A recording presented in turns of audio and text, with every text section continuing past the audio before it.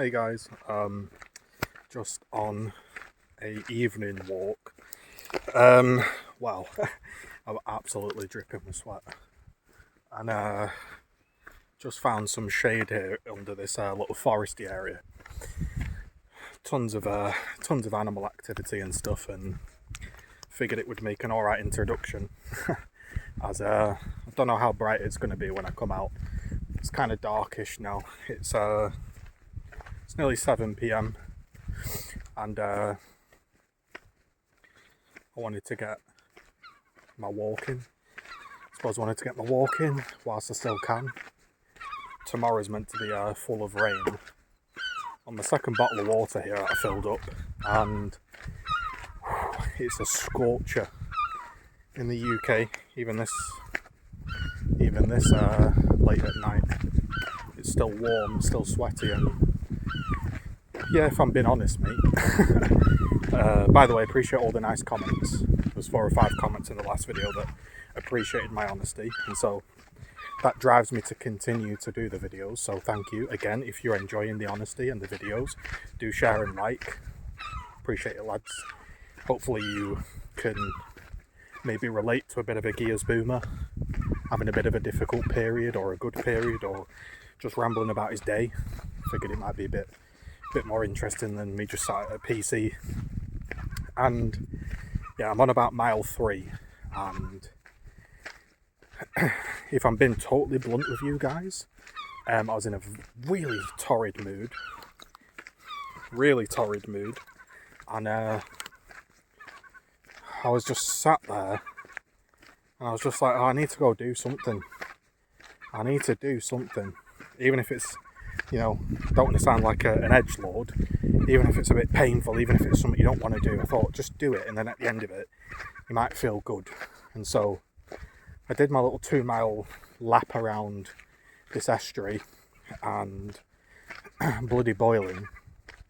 Got in my car, topped my water bottle back up, and was like, I don't want to do this part, but I'm going to do it and see how we feel at the end. Not going to push myself too much. I'm going to try and make it to the bench, but that is 6 mile there, as a full journey. It's pretty, as somebody that doesn't do a ton of exercise and is trying to improve, 6 miles quite a lot, especially in this British heat. If you've never experienced British heat, by the way, you may look at the temperatures and not really understand it. Just have a look at YouTube videos of people from other countries reacting to UK heat, and you may understand it a bit more. You might be really good with the heat. I'm not too bad, to be honest. My parents are not good with the heat, and they're just like hiding away, but to be honest, I quite like the heat. I feel like my joints are mobile, and kind of like the sweat, and like you feel a bit mobile, and yeah. So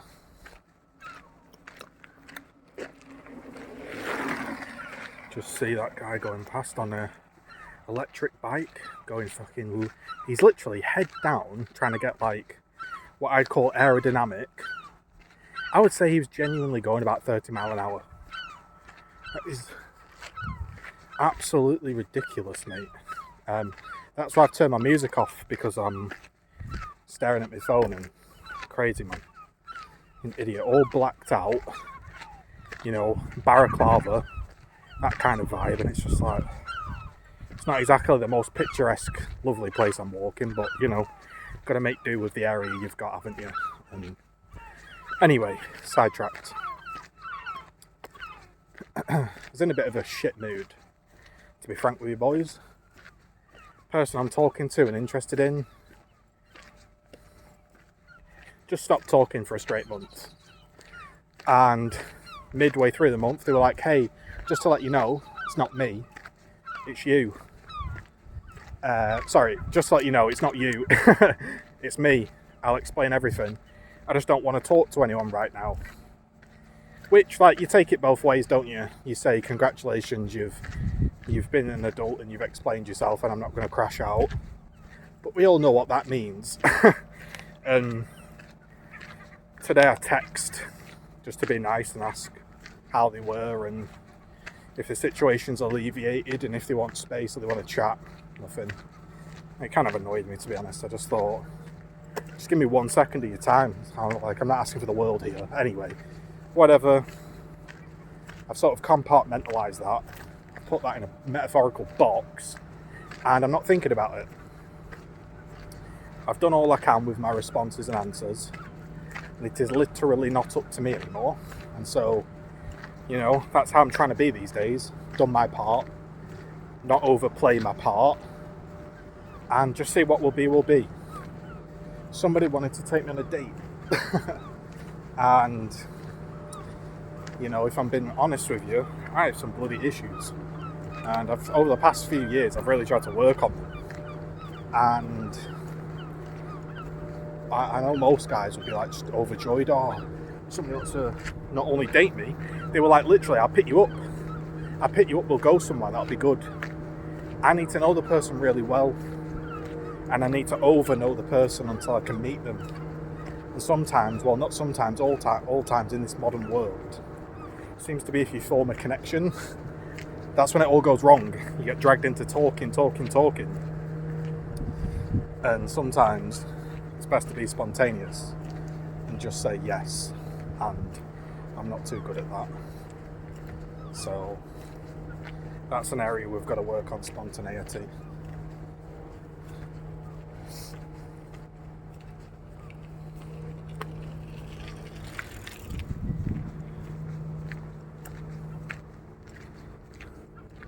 Some people, honestly, maybe it's the autism and maybe it's not understanding, but like some of the things people do, I genuinely can't wrap my head around. Anyway, some biker just been a strange one. Anyway, so yeah, I mean that kind of annoyed me, but I've kind of put it in a box and moved on as best I can. But it does play on your mind. Try not to. So yeah, the thing about Tinder, you've got to be like spontaneous, and it's basically just a hookup, innit? Which, look, for some people it's great. Not trying to come across as a dick or a bragger, but I don't like. I'm not sat there absolutely craving a hookup, if that makes sense. Like I'm fine. I'm okay in that department, and so I'm kind of looking for something a little bit different. And yeah, like the moment you start to talk, you get dragged into talking, and like in a strange way, they think talking is bad. And so probably what I should do is be spontaneous and say yes, and then kind of explain how I am on the date or meet. But to be honest, like, you meet somebody off Tinder that wants to meet you instantly, they're not trying to have a heart-to-heart conversation. I mean, maybe some are, but most of them are not. And not really going on a Tinder date with some random person after one text message to have a heart-to-heart. You know what I mean? Like, I'm sure you get what I'm getting at. So I was a bit miffed off because, yeah, this person I spoke to for quite a long time, and it's obviously dead in the water. So I guess you just move on, don't you? It's not your person. Well, I am learning. I will say one thing, like, there's been one benefit to being way more social over the past couple of years, and that's just realising that actually most of the time isn't you. Most of the time it's actually them. And there are a lot of cooked people in the world, and they mistreat you because of certain shit. And then you have to get rid of them. I've got rid of a lot of people in my life over the last couple of years, and yeah, I wish I didn't have to, but sometimes you do.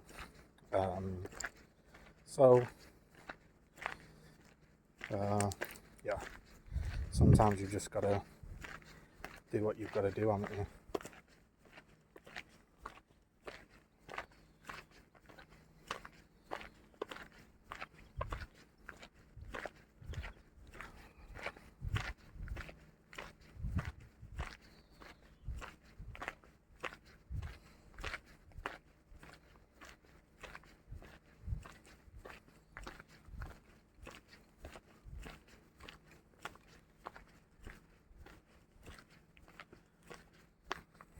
Alright, just thought I'd show up there because there was a couple of people and I don't want to get young people on camera whilst on YouTube. So,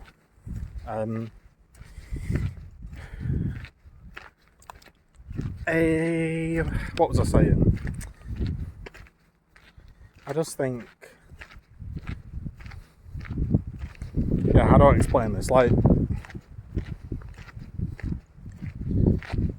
I sometimes, like, it bleeds into the real world, and it bleeds into, like, even gaming. Like, when I'm going through something, just don't feel any urge to play anything or do anything. I kind of sit there and ruminate. It's not good. And so, in some bizarre way, me coming on YouTube or TikTok, whatever platform I decide to do these on, just depends what takes my fancy. It seems to help. I suppose in some way it's a bit like journaling. You know, it's a bit like writing in your journal about your thoughts, but I just do it online because and I know most of my viewers are not young, but if I stumbled across a video like mine and I was a bit younger, I'd like to see a real person talking. That wasn't available to me growing up. And so I tried to make these videos so maybe a younger person can relate or grow a bit quicker and understand things, or maybe you're older and you just want a different perspective. And yeah, like past couple of years, I've really tried to talk to as many people as I can. You know, I have to like the person or connect with them or something, but I've tried to go out of my way to talk, even if sometimes I've been like, why am I doing this? I don't want to.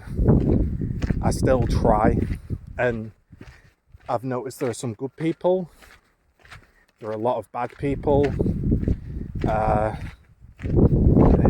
It's a mixed bunch, and it's not really about you. Most of the time, especially at my age, the people I'm talking to, there's a lot happened in their life, and so yeah, you've got to cut through a lot of things, and unfortunately, especially in, I'll say, dating, you do get punished for the previous guy's mistake, which is one thing you can take away from this video. Look, I'm not saying go date an 18-year-old, but let's just say I can understand why wealthy, attractive blokes that can pull don't waste the time in the over 30s pool. Yes, there are some lovely women. Yes, there are probably some great friends. There are some fantastic people. But if you're playing the odds game, you're much better trying to find a 25-year-old or something, or whatever, because there's just less baggage, and that's awful to say because I have baggage, so I don't do that. I don't judge like that, but a lot of people are just broken, man, and what they don't do is they don't do therapy. I've worked on myself, right? I most evenings, good or bad, analyse myself, try to figure out what to do better, what to do, how to communicate, and it's a tiring process. It is a tiring process to constantly be analysing yourself and trying to figure out, what to be better, because the unfortunate reality is, if you take anything away from this, the unfortunate reality is it actually doesn't matter, and that's the disappointing thing, is you will bump into somebody or find somebody that just likes you, and obviously that dating coaches, advice, whatever you're looking at, right? These people that like try to sell the dream, they try to sell like there's some secret combo. Yes, if you gym fit, have money, and are good looking, your chances are you're going to be able to pull someone. But the chances of finding your perfect dream wife are really no different to the average bloke working in Sainsbury's. And you might say, like, that's ridiculous. the high-flying bloke's got way more opportunities. Yeah, he has. He's also got way more idiots. And, you know, chances are if somebody finds you and you're working at Sainsbury's and you look a mess, that they actually quite like you. You know, point is, you can be a complete prat.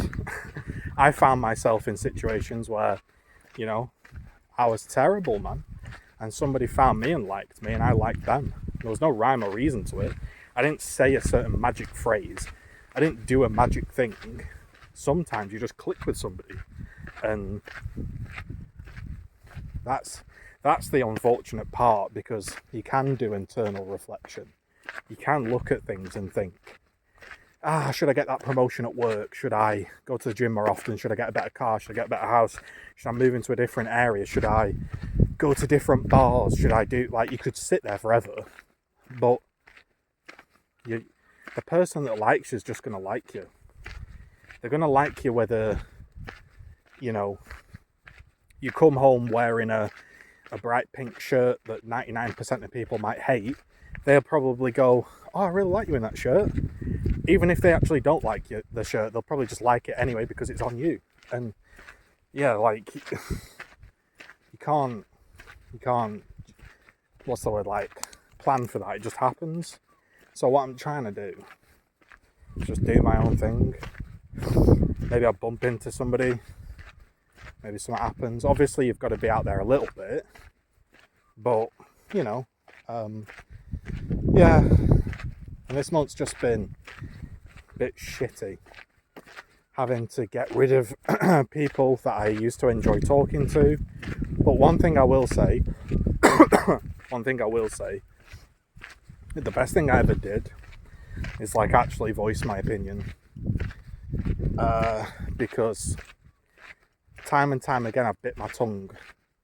You know, even throughout high school, I never used to say anything. I was quiet. And I just mulled through life.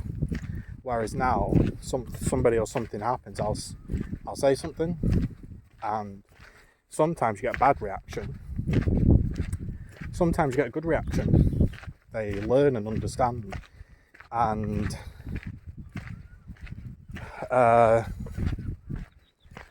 that's been really good to know. It's been good to know that occasionally I can say something like, hey, that is actually really shitty, mate. That made me feel like shite. Don't do that. And sometimes they'll say, oh yeah, shit, I really understand that. And I'm getting flies, horse flies, fucking. Anyway, we have made it, I think. No, we haven't made it to the bench. Oh, help me, guys. I'm fucking struggling today. This was a bad idea. I need to get home and have food. I've not even eaten today and it's 7 p.m. Don't do that. I was at my sister's. Then I was up late. I've not eaten. All I've drank is coffee and water. No, I tell a lie. It's a miracle. I am at the bench. I thought I had like one more big long straight to go. Oh, look at that, man. Elation. We've actually made it to the bench, which means I've got to walk back. I don't even think I'm going to pause, you know. Normally I'd get to this bench and pause and have a drink and contemplate. But I think if I stop, my legs are going to stop working. Oh, so we've made it to the bench.